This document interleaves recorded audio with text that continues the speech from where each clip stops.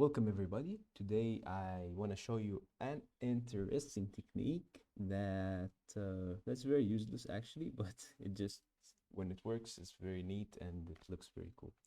So I have a command, so regardless of this command, it outputs a set of hosts, okay?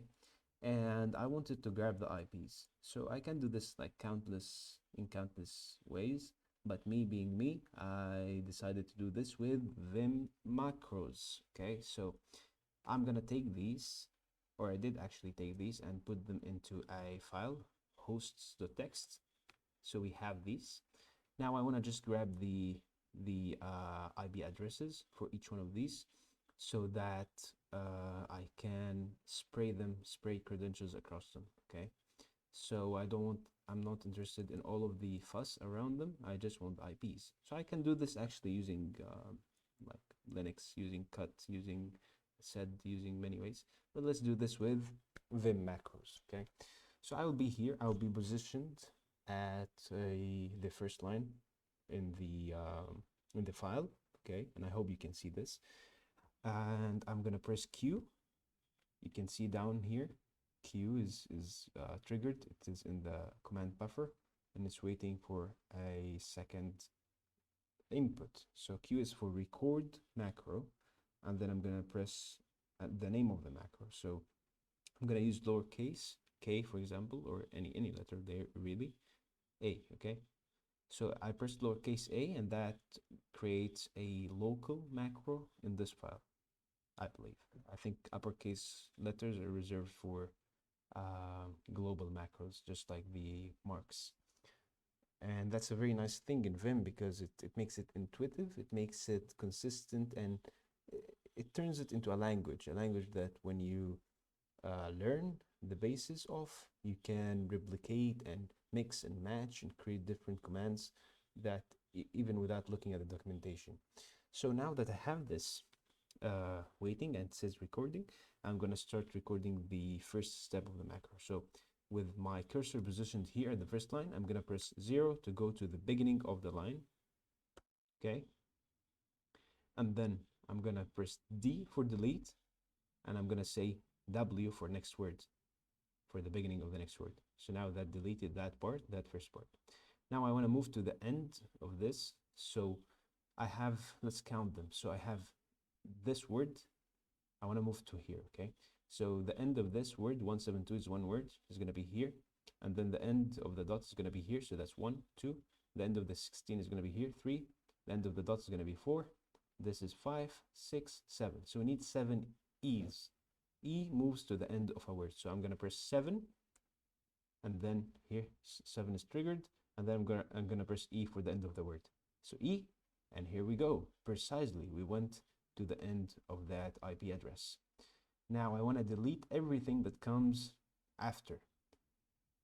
And before that, this is important because 7 E's, so if you do 7 E's on any IP, if you start at the beginning of an IP address and you do 7 E's, you're precisely going to end at the very last letter, regardless of the IP. So whether it's 1 digit, whether it's 2 digits, whether it's 3 digits, it's gonna end always at the very last character. And whenever you end here, you wanna press L for going right, okay? And then I'm gonna press ESC to exit insert mode. I believe I haven't left it. Yeah, that's unnecessary. But then anyways, I'm gonna press D, and then which is here, it's set here, and then I'm gonna press $sign to go all the way to the end and delete everything till there. And here we go, boom. And then I'm gonna press, I haven't left insert mode yet. And then I'm gonna press J to go down, and that's our macro. I'm gonna press Q to stop recording, and here we go, it disappeared. Now this macro can be repeated. How can we do that? We press the @ sign, and here we go, it is here. And then I'm gonna press the name of the macro. So our macro is called A, so I'm gonna say A, and boom, it executed on that line, and here we go. So now we have the macro recorded. We can undo all of these and go all the way.